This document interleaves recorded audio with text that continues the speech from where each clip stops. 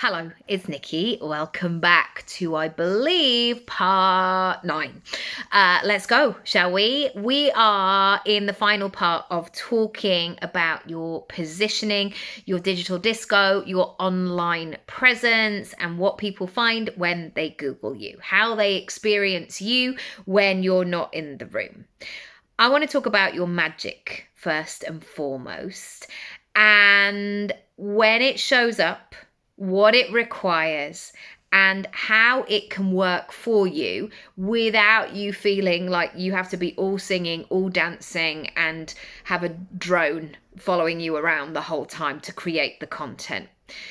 When I sat with this question around the magic of my personal brand, I'll be really honest with you. At first, I wanted to brush it off. I found it a bit cringe, a bit uncomfortable. I wanted to go back to that smaller version of myself that's like, I don't know, well, there's nothing magical about me. Like, I don't know, I'm nothing special. That is the narrative that has been given to us. However, this is the reframe that has really helped me with this process. There are so many things I am terrible at. I would be the worst person in the room to do it. I would struggle, I would swear, I would shout quietly to myself. I would just not be able to do that. And my mum and I have this ongoing conversation around jobs we would not enjoy doing or we would be terrible at. And that job list is really, really growing all the time. And so we went away for Christmas and we saw this guy up a crane, and she was like, I would not like to do that. And I was like, no, I wouldn't, because it's the whole thing of like, we went into a whole story. I don't need to share the crane story with you. But what I do want to share with you is this. If you are going to believe all the things that you are good at and not great at and not in your zone of genius, therefore you have to believe all of the things that you're great at. We have had all of those experiences, those moments where you've had a perfectly aligned client, where you know you've come away from an experience or a day's work where you're like, I did good today. That felt really great. Or sometimes it might come in the form of an email where somebody reaches out to you and goes, wow, that video that you made or that article or blog that you wrote, it really spoke to me. And it's really made me think about this, this, and this. And can we have a chat about working together? I've had that hundreds of times because of all the clients that I've worked with. And so what we need to do, if we are thinking about where we go next, is how can we cultivate that magic? Now, you might be one of these people, I don't know, like Liza Minnelli or somebody, one of those Hollywood starlets is like, honey, I only come out of the house twice a year and it's 20 grand to see me. Like, I'm sure, or probably more, who knows? But like, there are those people. You are probably not running that kind of business model. And you also know the power of your presence online. So how are you capturing what you might do in person with somebody in the online space? And this might mean you doing some work on yourself and saying, I've got to get over my fear of being visible. I've got to iron out the ums and the kinds of and the sorts of and the avoidance and the sense that I can't do it and what will happen if. You have to do that inner work. So what does that mean for you? Number 8, how can you give people more?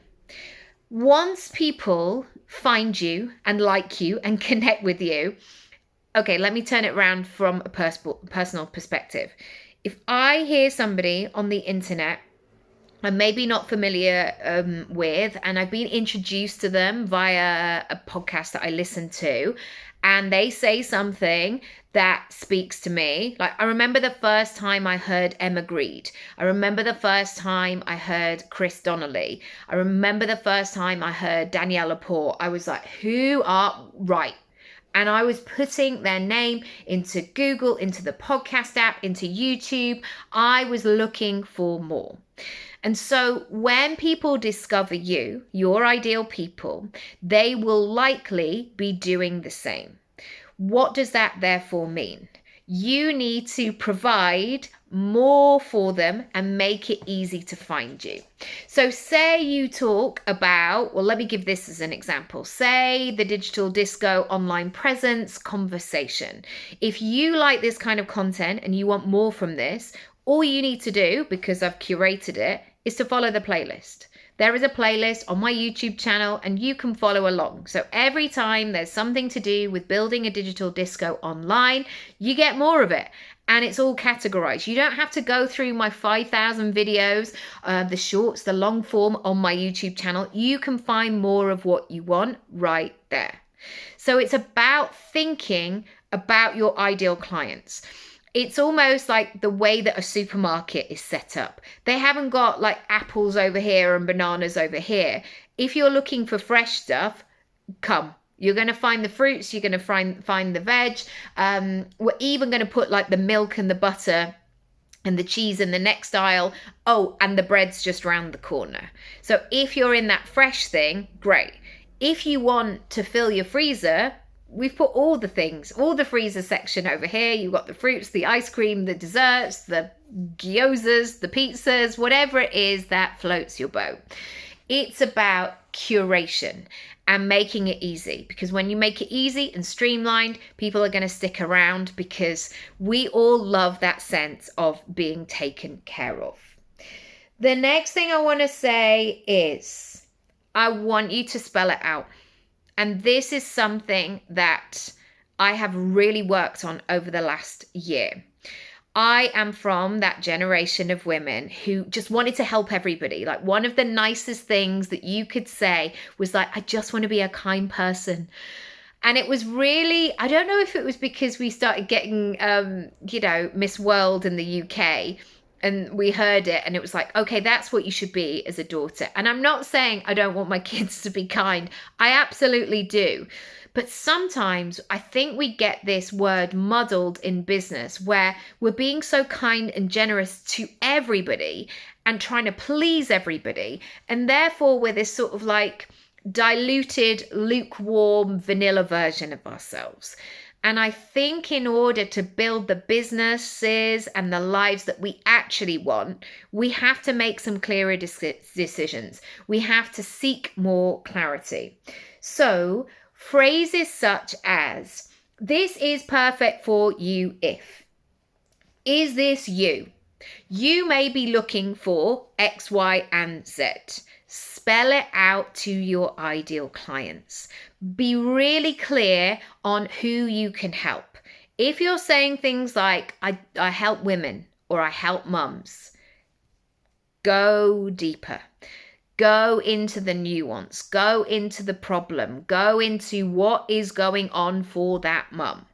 Because if you have a 4-week-old baby or a 14-year-old child, teenager, the problems are very different. Yes, you are still that mum who ultimately wants to care for your child, but the skill set required is very different. The problems that you face, the way that you're running your day, what's required of you in that moment is very, very different. So don't be afraid to go deep and be specific, because when you are, and that person who is looking for you hears that messaging and has that sense of, I felt like you were speaking to me, it's the most glorious thing. And then the sales and the payment and the work, it will all be so much easier after that, because the people are getting what they need from you. Finally, this is another line in boundaries. So I've written down, focusing more on creation, not convincing. And I have learnt this earlier than last year, but I am very neutral with this now. I know that coaching works brilliantly. I know my prices are fair and in alignment. And if you do the work, you will get the results that you want. I've got enough evidence now.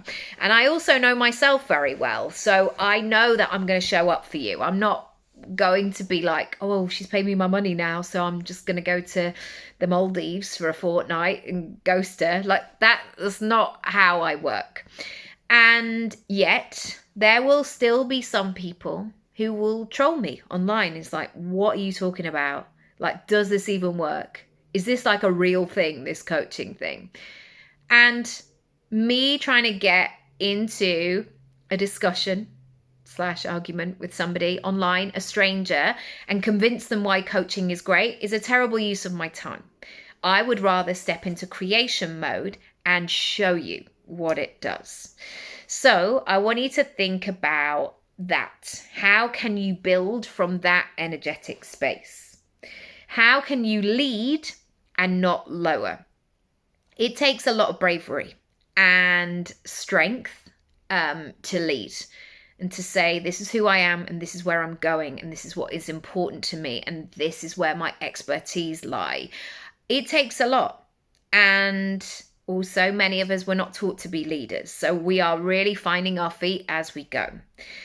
However, in that situation, sometimes, especially if we get feedback, the temptation can be to lower ourselves, to play things down, to say we're just winging it, to say we're hoping for the best, to say things such as like, we can't believe our luck, like I'm going to get found out sooner or later. Stop, lead. We need you. Honestly, truly, we need that version of yourself who goes, right, I know what to do. When I am in a situation with my children and sometimes, I don't know, something hasn't gone to plan or our train's been cancelled and we're suddenly stuck in the middle of nowhere, my children need me to be that firm, solid foundation who says, even if I'm figuring it out as I go, here's what we're going to do. This is the plan. These are our options. Let's think about what we can do. They don't want me to crumble in that moment and slide down a wall and go, I'm such a terrible parent. It doesn't help anybody, even though that's what I might want to do on the inside. And maybe I'll have a cry later. But in that moment, I need clarity. And so every time you show up online in your business, we need that version of you, the leader. And you don't have to know everything about everything all the time, but you do need to know what you can do. Finally, hang on, 2 more. I want you to move into more cheerleading. Connect the person, send the email, introduce the person, acknowledge somebody's great news online. And I know sometimes that was used as a social media strategy where like people were just popping up with their emojis the whole time, like, well done, great, and it was all automated and it felt really ick. I'm not saying don't, like, only do things if it feels authentic to you. That goes without saying. But actually say it out loud. If your pal, if your business colleague or somebody you followed online is doing well, cheer them. And because there will be so many people who are chattering about them and they'll be like, did you see that thing that she did? Yeah, she's showing you that she did that thing. And therefore it might be possible for you too. And therefore she's done it. Amazing. How brilliant. So what can you take away from that? Because those people who are gossiping behind the scenes, you know that they've got stuff that they need to work on. Finally, I don't want you in your copy, in your website, in your visibility, to doubt what you know to be true. And that means sometimes editing your website or editing your products and going, I don't really know why I put this thing together because actually it is a bit outdated and like I need to, I do need to do something with that. If that's the case, get rid of it. Go back to the truth of your business, of your personal brand. Even if it feels a bit bare.